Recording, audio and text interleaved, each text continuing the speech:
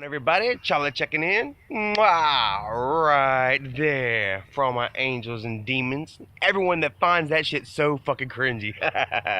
It makes me laugh how much you guys fucking hate that intro, dude. I'm just gonna keep it up. So, what's going on, everybody? Just sitting out here waiting for my nephews at the bus stop. Fucking beautiful ass fucking day for the damn winter. Matter of fact, I want to show you guys something. Look at that. Can you see that? Am I showing that right? Look at that. Motherfucking damn flowers starting to damn sprout already. Only in the fucking South. Only in the motherfucking South. So, anyways, we're at 17,000, guys. I mean, oh my fucking god. Shit is just unbelievable, man. Shit's just shooting the fuck off like a goddamn rocket, man. I can't fucking believe it. I just gotta thank every single fucking one of you, man. You are just amazing, dude. Keep telling everybody, man. My hair's looking extra gray today, man, out here in this nice, beautiful sun. But at 50,000, man, we're gonna fucking make it green. Do my beard green. We'll do, if my eyebrows are hopefully grown back by then, we'll do my eyebrows green.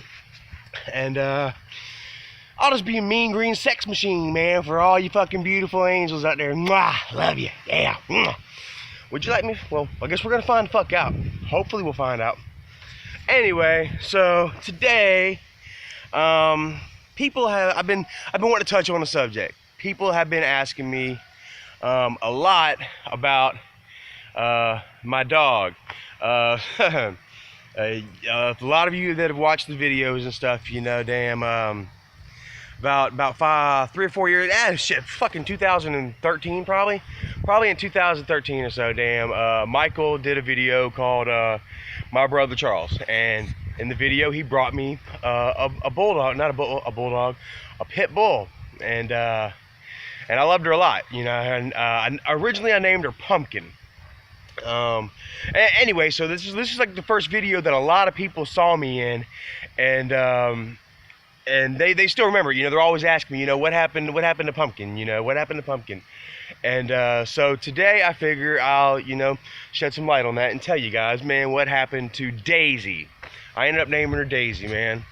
And she was pit bull. I tried to pull up some pictures, but it's all on this phone, yada yada. So Daisy,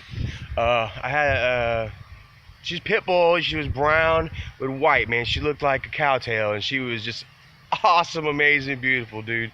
I loved her so much. I got her at a time in my life, you know, where it was kind of rough. You know, all my family was living in Charleston.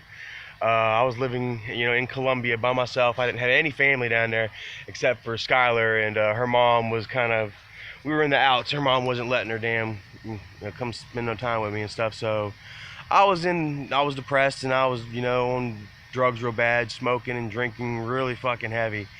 And this dog came into my life at a time, you know, where I needed, you know, somebody, and she really, you know, filled that gap, and I loved her to death. And Michael brought her. She was ate up with worms. Her stomach was just blown out, and we went out and got her all the medicine, the treatment, the shots, and all that.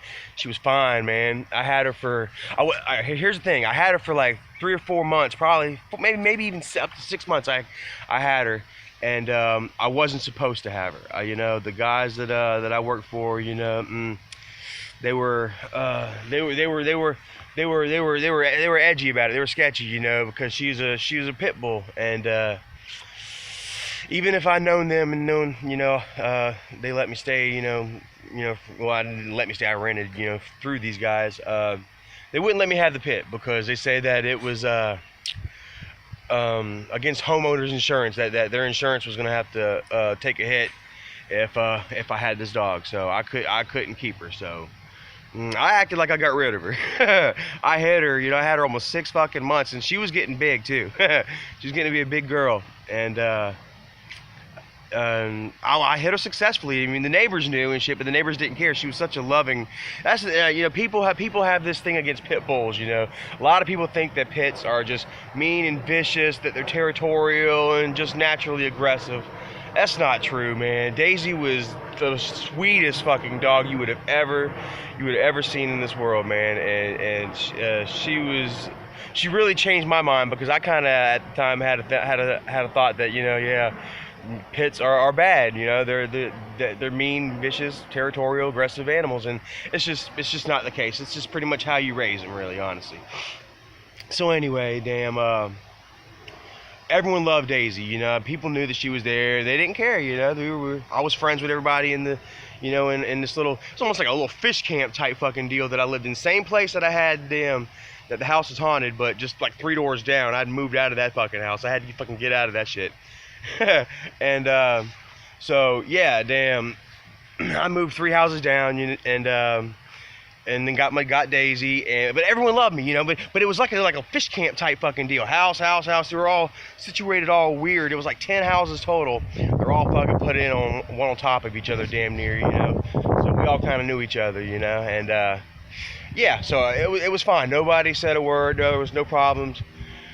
After about 6 months, man, we had a real bad storm one day. I was at work. It was like 4 o'clock. I got off at 5.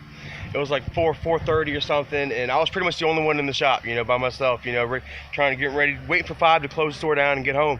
And I mean, it was just, storm was just blowing the doors in, you know, as well as out, you know, and it was just really bad. It just picked the fuck up, and like right as I was about to get off, about 30 minutes, about 30 minutes, you know, from like 4:30 to right at 5 o'clock, man, it was just tearing ass, and like right at 5 when I was about to get off, it just quelled out, you know. I don't know if it was some kind of tropical shit that was coming through. And oh my fucking hair. But anyway, so damn so I get home, I drive home, and before I even open the door, before I even get my key in the door, you know, I'm hearing Daisy barking and shit, you know. So oh hell, you know. So I open the door, and I walk in, and I go to cut my lights on, and the lights aren't working, you know. And I'm like shit, great, power's out, you know. So I walk into my room where Daisy is. I got her in a cage, and I go. So I go to cut my light on, and it's not cutting on. And I hear her barking, and I hear water dripping. So I'm just, what the fuck, you know? And I'm kind of like blindly reaching my hand into the damn room, feeling around, see what the fuck where it is, and boom, I feel it, you know. And it's like, great, freaking ceiling's roof is fucking leaking, you know. So I walk outside, you know, walk around to the back of the house, and halfway around the fucking house, boom, there it is, man. This fucking tree, dude, that was damn, I mean, 8 foot around, damn, 50, 60 foot high, man. It broke off, man, about damn 15 foot from the top, and bam, just smashed right down onto my house. And it fucked the roof up, man. I mean, there was I went ahead and climbed up there and looked, and there was a bunch of hole-sized branch-sized holes in the roof, and I mean, there was no fixing it, you know. So I had to call up, you know, my boss, the homeowner and shit, you know, and let him know what was going on, and he had to in turn call estimators. Had to call up to estimators and shit to damn come out there and look at the damage and, you know, figure out, you know, what it's gonna cost. So I knew that they were gonna have, you know, surveyors and all kinds of shit and damn workers crawling around the house and checking everything out. So I had to find a friend to hold Daisy for a few days. It turns out one friend of mine was just started this damn on the road trucking. He just started doing this on the road trucking, and he was on the road 3 weeks, home a week, you know. And his wife, him and his wife had one kid already, like a little 2-year-old daughter, and she's pregnant again, you know. And they were needing an animal, you know, that she was looking for something to kind of keep her company at nights while he was gone, because she was scared. So so I went ahead and let them have Daisy. It turned out to be you know, forever, you know. But for at the time, I was like, you know, just for a few weeks until I get the roof fixed and everything out of my damn hair and out of my business, you know what I'm saying? Because I couldn't lose my place over a pet, you know. I just couldn't. So I let Daisy go over there and stay with them for a few weeks, and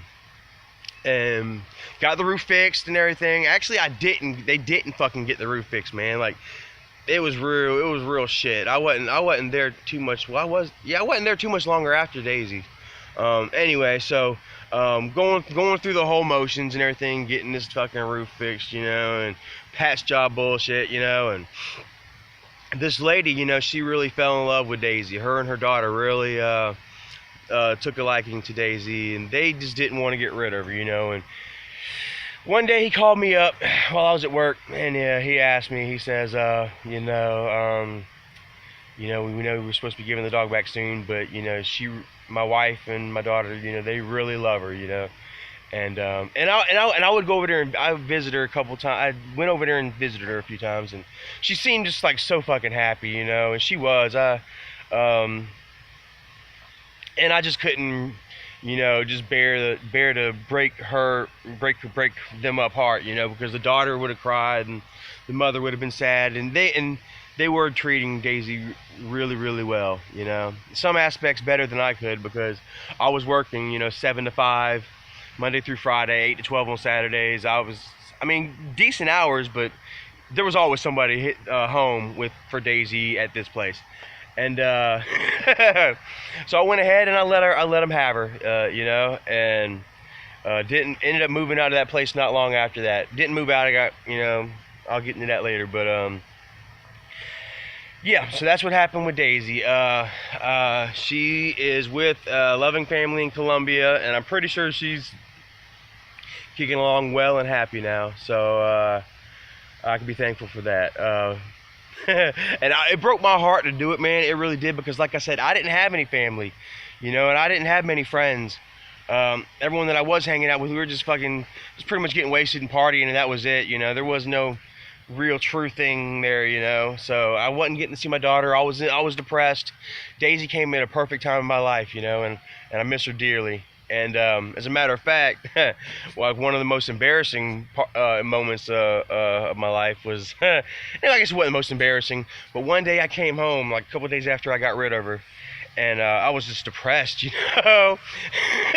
I was sad, and I went into my bedroom and laid on the bed, went to start crying for a minute. I swear this happened. This is on my daughter. This happened, man. I started crying, right? And then I got up and I went to my window, right? And I opened up I pulled up the curtains and the blinds or whatever, and I started singing out the window. I don't know if any of you remember, like, this episode from The Simpsons where where Nelson, dude, he's sitting there, he's worried, he's missing his dad, and he goes to the window with the candle, and he's like, "Papa, can you hear me?" So Nelson's worried about his dad. Well, I did that with Daisy. I swear to God, dude. Right after work, I go home. It's like 5:30 in the afternoon. You know, I'm crying with the blinds open, and I'm like, "Daisy, can you hear me?" I'm fucking damn crying like a motherfucker. Tears are rolling down my eyes, and I'm like, "I miss you, girl." And I stop, and I look up, and I swear to God, man, maybe 12, 15 feet away from me, up about fucking damn 12 foot in the air, is a fucking damn utility worker for like AT&T or some shit. And this motherfucker is just looking down at me like I'm the biggest fucking idiot in the world. Just sees this fucking grown-ass man fucking looking out the fucking window, singing and crying like a little fucking bitch. So, yeah, if you think that I didn't miss Daisy, there you go right there, man. I just fucking showed I didn't show my ass, but I really embarrassed myself right there in front of a fucking stranger, you know. But, hey, you know what? I don't give a fuck. I cried about it, you know, and I felt better, you know. So, fuck you. Anyway, so yeah, like I said, Daisy's fine. She's with a really wonderful, loving family. Mark, what's up, bro? Mark and Denise, you guys are awesome. Hopefully, she's great. If you see this, let me know. Maybe I can come up there one weekend and might be able to get to see her or something. You know, hang out, cook some burgers or something. Let me know if you see this shit. So, all right. Anyway, guys, this fucking sun has kind of fucked up my damn video. Hopefully. Yeah, hopefully you can see something. Yeah, that's what happened with Daisy, man. Thank you guys for fucking watching. I'm gonna go ahead and bounce on out of here. I got one more nephew to get up from the bus stop and then do some homework bullshit or whatever. Yes, like I said, 17,000. Man, I'm moving up like 1,000 a day. I know it's gonna peter out, man, but right now it's just an awesome fucking feeling. I love it. Yeah. It's great. Springtime is about on us, man. Things are changing. Life is moving. Yeah, great. Love it. Thank you guys. Mwah. Charlie checking out. See you again soon. Mwah. Later.